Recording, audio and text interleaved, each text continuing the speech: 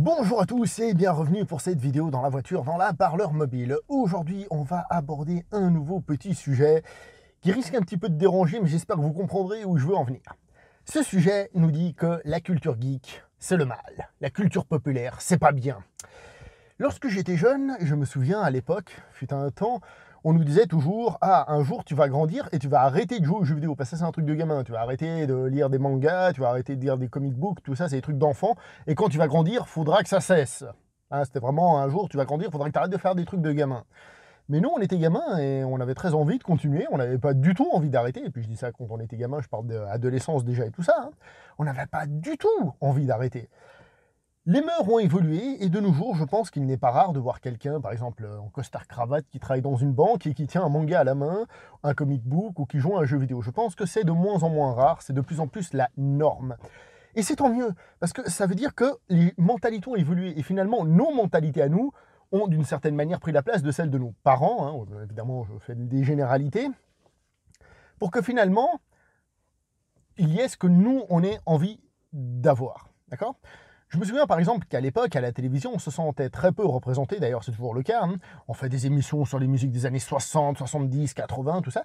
Et toi, t'es là un peu genre, ouais, c'est pas du tout moi que ça vise. Alors oui, si on est un peu ouvert, on se laisse peu à peu avoir par ce genre d'émission. On découvre des musiques, on passe un bon moment, etc. etc. Mais c'est pas ce qui nous parle à nous. Moi, je me souviens qu'à la télévision, lorsque j'avais vu pour la première fois Robot Chicken, j'ai fait, tiens, ça c'est une émission de télé qui fait des références à des choses que j'aime moi, à des choses que j'ai connues moi.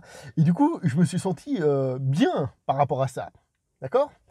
Internet a aidé à quelque chose, c'est que nous, les petits gens qui apprécions la culture populaire de notre âge, et ben en fait, c'est devenu une espèce de norme. Grâce à Internet, évidemment sur Internet on parle de tout, hein, eh ben, on arrive à se réunir, c'est-à-dire les fans de manga, il y a plein de chaînes YouTube, de sites, de blogs, de tout ce que vous voulez, de manga. Il y a plein de trucs qui vont vous parler, je sais pas, de certains styles de musique, de tout ce qu'on veut. D'ailleurs, sur YouTube, vous trouverez des chaînes, par exemple, dédiées uniquement à Dragon Ball Z. Dragon Ball Z, ça date pas d'hier, hein. Mais pour dire qu'on a réussi à se réunir un peu comme ça, entre groupes, entre clans. Et ce qui est bien là-dedans, c'est qu'on a réussi, donc, comme j'ai dit, d'une certaine manière, à imposer une autre vision et à être entre nous et à être heureux et enfin de pouvoir parler de ce que l'on aime et de partager ce qu'on voulait et de s'auto-congratuler à ce niveau-là. En ce qui concerne le cinéma, parce qu'on est quand même sur une chaîne cinéma, est-ce que le cinéma, lui aussi, est devenu un peu populaire au niveau geek, etc. La réponse est oui, le cinéma est devenu populaire, mais évidemment, dans une certaine tranche, une certaine frange précise de type de film, etc. Ainsi, Star Wars est maintenant considéré comme un événement culturel absolu. Les Marvel, il y en a tout le temps. Et les gens apprécient le cinéma, culture geek, culture populaire. Donc, il y a une partie du cinéma qui est donc devenue, en effet, quelque chose de tout à fait abordable. Quand j'étais gamin, aimé Star Wars, on était un peu des rebelles geeks totalement cons. Hein. Maintenant, de nos jours, c'est la norme. Mais maintenant, au sens large de la culture geek, que ce soit cinéma ou autre, qu'en est-il de ces autres œuvres qu'on ne connaît pas tant que ça? Par exemple, je m'explique, dans les mangas, il y a sans doute un manga que vous n'avez pas consommé. Dans les jeux vidéo, si vous jouez à des jeux vidéo, il y a sans doute des jeux indés dont vous n'avez jamais entendu parler. En matière de cinéma, c'est pareil. Des films que peut-être vous avez entendu dire que c'est des grands classiques machin, mais qui vous passent au-dessus. Alors, tout simplement, des films que vous n'avez jamais entendu parler, vous n'avez jamais entendu le nom, etc., etc. Je suis sûr qu'il y en a plein. La question est donc, dans cette culture geek, qu'est-ce que l'on connaît réellement à l'intérieur? Est-ce que l'on connaît l'information qu'on nous apporte, qu'on nous donne à manger? Ou est-ce que nous-mêmes, on explore cette culture geek? Vous voyez, je ne parle pas plus loin que de manga, de jeux vidéo, de choses comme ça. Je ne suis pas en train de vous dire d'aller lire des auteurs en littérature très célèbres, français, machin, truc bidule. Non, non, je parle de lire un manga ou un truc comme ça. Combien il y a d'œuvres qu'on nous apporte et combien il y a d'œuvres que l'on va chercher? Parce que ça, c'est le truc. C'est que si à l'époque, la télévision nous apportait des choses qui peut-être nous emmerdaient, comme les émissions que je disais tout à l'heure, elles nous emmerdaient, mais elles nous apportaient de l'information dont on s'en foutait la plupart du temps, mais de temps en temps, elles nous apportaient une information qui était quand même utile. Maintenant, sur Internet, on a généralement tendance à se retrouver sur notre page Internet, et c'est nous qui tapons le site Internet sur lequel nous voulons aller. Et sur le site Internet, généralement, c'est soit un site Internet qui correspond à ce qu'on a envie de voir, et si on est sur YouTube, eh ben, on tape dans le moteur de recherche YouTube ce qu'on a envie de voir, et on a l'abonnement aux chaînes qu'on a envie de voir. C'est-à-dire qu'on aura des abonnements de chaînes, je sais pas, hein, évidemment, ça dépend des goûts, je ne dis pas que vous êtes tous fermés, hein, loin de là. Mais je sais pas, on aura peut-être plusieurs chaînes manga, plusieurs chaînes jeux vidéo, plusieurs chaînes cinéma, d'accord? Il y aura peut-être plusieurs choses comme ça, mais on va voir ça. D'ailleurs, l'algorithme l'algorithme YouTube, qui n'est pas très intelligent, va vous reproposer toujours le même genre de contenu parce que c'est ce que vous aimez, hein, forcément, c'est ce que j'aime aussi. Et donc, il va vous reproposer encore et encore. Par exemple, à un moment donné, l'algorithme YouTube, je regarde une vidéo de foot, je regarde 2 ou 3 d'affilée, bah, il me propose plus que du foot après, au bout d'un moment. À un moment donné, je regarde que des trucs de jeux vidéo, il me propose que des trucs de jeux vidéo. Il est un peu limité, cet algorithme. Vous voyez, il ne se dit pas que les personnes ont peut-être plusieurs intérêts. Alors, comme j'ai dit, il y a l'information qu'on va chercher, l'information qu'on nous apporte. Et il y a aussi, qu'on le veuille ou non, dans l'information qu'on nous apporte, quelque chose qui est important, c'est la traduction. Parce que ce soit de l'animation, des mangas, des jeux vidéo, peut-être un petit peu moins, mais quand même aussi, il y a tout un aspect, ce que moi, je consomme, ça doit être des choses qui ont été traduites. Qui ont été traduites, ça veut dire qu'il y a quelqu'un qui a vu cette œuvre et qui s'est dit, je vais le traduire parce que c'est bien pour que d'autres en profitent, que ce soit des jeux vidéo, des mangas, etc. Ainsi, souvent d'ailleurs dans les mangas, c'est ce qui arrive, dans les animes et compagnie, dans les fansubs même de films et autres, ce sont souvent des traductions qui sont faites à partir de sous-titres anglais, ce qui veut dire que ce n'est même pas une traduction directe. Alors moi j'aime beaucoup, merci à eux de faire au moins cet effort-là, de permettre cette ouverture-là, mais c'est des sous-titres français qui forcément ne sont pas très originaux. Mais bref, quoi qu'il en soit, il faut qu'il y ait quelqu'un qui fait l'effort de découvrir la chose et se dire ça c'est bien et je vais vous l'apporter. Donc encore une fois, c'est quelque chose qu'on nous apporte. Et comme je le disais avec l'algorithme YouTube, l'autre souci, c'est qu'on nous redonne encore et encore ce qu'on a déjà mangé, ce qu'on a dit apprécié. Si on a des Marvel qui se répètent depuis plus de 10 ans maintenant, et ainsi de suite. On nous apporte toujours plus la même chose. D'accord? Ce qui veut dire que quand on est dans la culture geek, en train d'aller voir des chaînes manga, des chaînes jeux vidéo et tout ça, c'est bien parce qu'on va parler des nouveautés jeux vidéo et tout ça, mais généralement, bien sûr, il y a des chaînes de jeux vidéo qui vont parler de jeux indés, de trucs comme ça, évidemment, mais on est dans un microcosme un peu fermé, qui s'enferme sur lui-même et qui s'auto-congratule de ce qu'il aime et de ce qu'il fait. Et c'est là le souci, c'est qu'on a tendance à pas trop sortir de cet univers-là. Qui plus est, comme nous sommes plusieurs dans ces groupes et tout ça, il y a aussi l'effet de groupe, l'effet du nombre de personnes. Et comme ce sont la culture populaire, forcément, il y a beaucoup de monde. Et du coup, on se convainc que ce que l'on fait, c'est bien, c'est en effet une bonne chose. Alors attention, ne vous méprenez pas, je ne suis pas en train d'essayer de vous dire que lire un auteur, je sais pas quoi, chiant, de je sais pas où, c'est plus intéressant que de consommer quelque chose qu'on aime bien. C'est pas ça que je suis en train de dire. Honnêtement, à l'école, tous les livres qu'on m'a fait lire m'ont toujours fait chier. Je dis pas qu'ils étaient mauvais, mais c'est juste que c'était forcé, ça m'intéressait pas, ça m'a toujours emmerdé. Mais pourtant, il faut dire les choses comme elles sont, ça m'a apporté pas mal par la suite. Donc je dis pas qu'il faut le faire, mais je dis que de temps en temps, il faut faire quelque chose. Et cette chose, je vais essayer de vous la représenter avec un schéma lors du montage, j'espère que ça va aller, parce que je vois pas bien le cadre. Ce schéma, c'est ça. Pouc.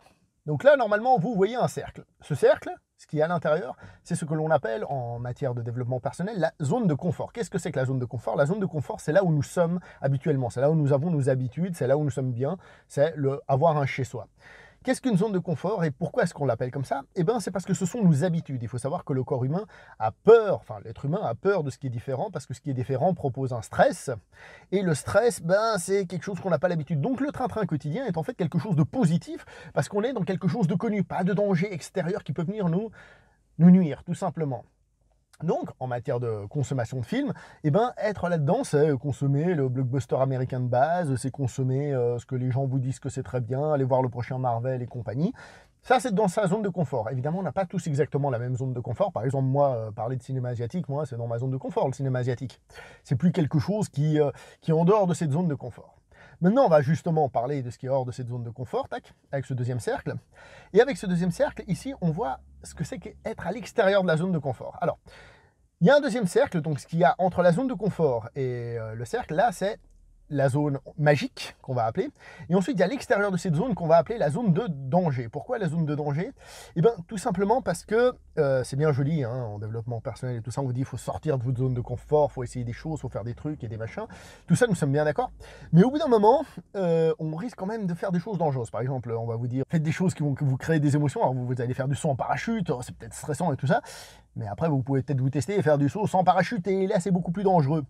Pour revenir au cinéma, pour vous donner un exemple un peu plus concret, ce serait par exemple aller chercher des films rares et tomber à regarder, je sais pas moi, des snuff movies par exemple. Là par contre on serait dans une zone vachement creepy comme on dit en anglais, un truc un peu, là pour moi là on dépasserait la zone. Donc vous l'aurez bien compris, il y a la zone de confort, la zone dangereuse et au milieu il y a cette sortie de zone de confort qui est ce que j'appelle la zone magique. C'est beau, hein, comme ça fait vendeur de seconde zone. La zone magique, pourquoi? Parce que c'est dans cette zone que des choses magiques peuvent arriver. Je vais prendre un exemple qui va parler, je pense, à tous les petits garçons que nous sommes. Vous savez, quand il y a la jolie demoiselle là-bas en face qui a l'air très très très mignonne et que vous avez très envie de connaître, Mais si vous ne faites pas l'effort d'aller lui parler, que vous ne ressentez pas ce stress, eh ben vous allez rentrer à la maison tout seul. Vous allez être dans votre zone de confort. Il faut sortir de la zone de confort pour qu'elle vous dise peut-être ça m'intéresserait. D'accord? C'est un exemple. Eh ben, le cinéma, la culture en règle générale, c'est pareil. À des moments, il faut aller chercher soi-même l'information et essayer des choses. Alors, on va bien sûr faire des erreurs. Hein, la demoiselle va peut-être nous envoyer chier comme du poisson pourri, puis on va lui dire que c'est une connasse, et puis voilà, puis on s'en fout. D'accord? Dans l'exemple que j'ai pris tout à l'heure. Mais c'est en faisant ça qu'on va tomber sur des pépites. C'est là qu'on va découvrir d'autres choses, qu'on va découvrir de nouveaux horizons et au mépris du danger et avancer vers l'inconnu. Ça, c'est Star Trek pour ceux qui n'auraient pas reconnu. D'accord? Where no man goes before. D'accord? Donc c'est là qu'on va découvrir des petites pépites, en allant chercher un petit peu, en allant provoquer, en faisant des essais. L'avantage avec le cinéma, c'est qu'il y a très peu de danger, à part, comme j'ai dit, de tomber sur un snuff movie ou je sais pas quoi, hein. Mais on va pouvoir découvrir des choses. Et peut-être que vous ne le savez pas, mais peut-être que votre film préféré, vous ne le savez pas, mais c'est peut-être un film suédois. C'est peut-être un film hongrois, votre film préféré, mais vous ne le savez pas.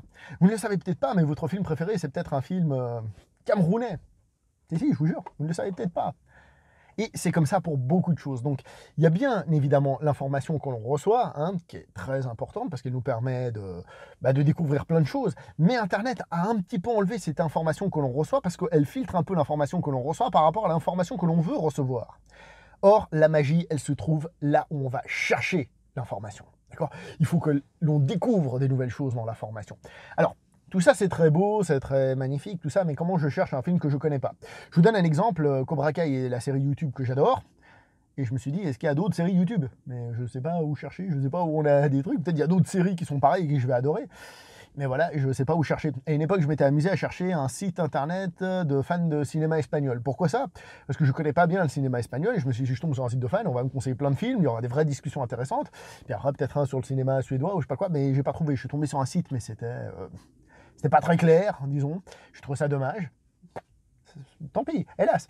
Mais il faut essayer d'aller voir ailleurs. Alors tout ça c'est très joli, tout ça c'est très beau, mais comme j'ai dit, il ne faut pas oublier que la zone de confort, c'est la zone dans laquelle on se sent bien.